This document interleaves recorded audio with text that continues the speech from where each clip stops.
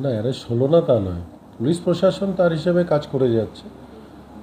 নিশ্চয়ই অ্যারেস্ট হবে, যারা যারা ওপেন ভিডিওতে দেখা গেছে তাদের তো অ্যারেস্ট করতেই হবে, আর তারা অ্যারেস্ট হবে। সবাই এখন ওই বললাম সিআইএসএফের সামনে রেখে তারা মজদুর ভবন এবং পাশের বিল্ডিংয়ে তারা গা ঢাকা দিয়ে বসে আছে। আজ নাহলে কাল অ্যারেস্ট হবেই। আপনি বারবার করে অর্জুন সিং এর নাম বলেছেন যে একদম অর্জুন সিং নিজে গুলি চালিয়েছে।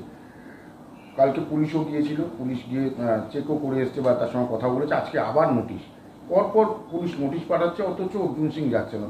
এই জায়গাটা মানে কীভাবে দেখছেন? দেখুন, এটা প্রশাসনিক কাজ, তার মধ্যে আমি বলতে পারবো না কি ব্যাপার কেন, কিন্তু এইটুকুন বলতে পারি যে অর্জুন যে কাল পর্যন্ত দাবি করেছিল সে নাকি যায়নি এবং সে নাকি কিছুই করেনি এবং তার সঙ্গে কোনো লোক যায়নি, কিন্তু সেটা 4টের সময় পুলিশ প্রশাসনের তরফ থেকে যে ভিডিওটা রিলিজ হয়েছে তাতে প্রকান্তভাবে দেখা গেছে যে অর্জুনের আগে যে ছেলেটি যাচ্ছিল সে ছুঁড়ে একটি বোম মারলো। আমি জানি না বোমটা ফেটেছিল কি না, কি বাস্ট হয়েছিল কি না, কেন আমার তো জানা না, আমি পড়ে গেছিলাম।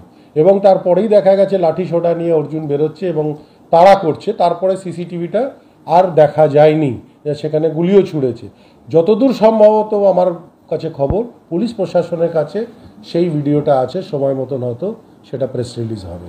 একটা ভিডিও দেওয়া হলো, যেখানে ভিডিও দেওয়া হলো সেখানে কিন্তু সেই মানে কিছুই বোঝা যাচ্ছে না। মানে একটা ভিডিও, পুলিশ কতগুলো মানুষ লাঠি সোটা নিয়ে বেরোলো না, তার মধ্যে অর্জুন আছে, প্রকান্তভাবে তাকে অর্জুনকে দেখা যাচ্ছে। আপনি বড় করে দেখুন, সেখানে অর্জুনকে অবশ্যই দেখা যাচ্ছে। ওই যাচ্ছে, ওইটুকু যাচ্ছে এবং দৌড়ে যাচ্ছে এবং ফিরেও আসছে। ফিরে আসার ভিডিও হয়তো আপনারা পাননি, কিন্তু ফিরে আসার ভিডিও পাবেন। ভিডিওটা অবশ্যই অসম্পূর্ণ, যেহেতু ওইখান থেকে ডান দিকে ঘুরে যাওয়াতে ব্যাপারটা কেটে গেছে। ভিডিও আছে পুলিশ প্রশাসনের কাছে, সময় মতন আপনাদের কাছে। শুভেন্দু অধিকারী বলছেন ভিডিওটা টেম্পারিং করা হয়েছে। শুভেন্দু অধিকারী সারাদিনে যে কটা কথা বলে সেটার মধ্যে কটা সত্য কটা মিথ্যা আমি জানি না। ওনাকে যা বুঝিয়েছেন অর্জুন, সেটা উনি এসে বলে দিলেন। উনি তো এখানকার ঘটনা বা অর্জুনকে চেনেন না। অর্জুনকে এখানকার মানুষ চেনে, অর্জুনকে আমরা চিনি যে অর্জুন কী জিনিসও সেটা এখনও শুভেন্দু অধিকারী ওকে চিনতে পারেনি। শুভেন্দু অধিকারী যখন চিনতে পারবে, তখন 6বার ফোন করার পরে যে চলে এলো অর্জুনকে বাঁচাবার জন্যে, তখন আর অর্জুনকে বাঁচাতে আসবে না। কেন? এই অর্জুন কোনো না কোনো দিন শুভেন্দু অধিকারীর বিরুদ্ধেও লেগে যাবে, কেন ওর কাজই হচ্ছে যে থালায় খায় সেই তালায় ফুটো করে।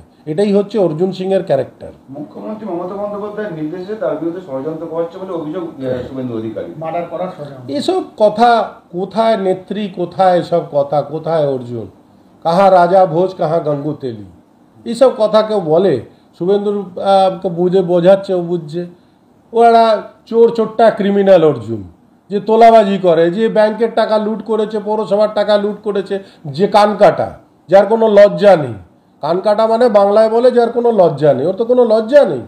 ওর জামাই 4 কোটি টাকা নিয়ে বসে আছে, বারংবার ওকে নোটিশ দেওয়া হচ্ছে, সব হচ্ছে, খালি হাইকোর্টের থেকে কবজ নিয়ে আসছে, অ্যারেস্ট হবে না, অমুক হবে না, লজ্জা নেই কানকাটা। তো এদের নিয়ে কোনো কথা বলে কোনো লাভ নেই। হচ্ছে গুটিখানিক উকিলকে রেখে দিয়েছে, তাদের পয়সা দেয়।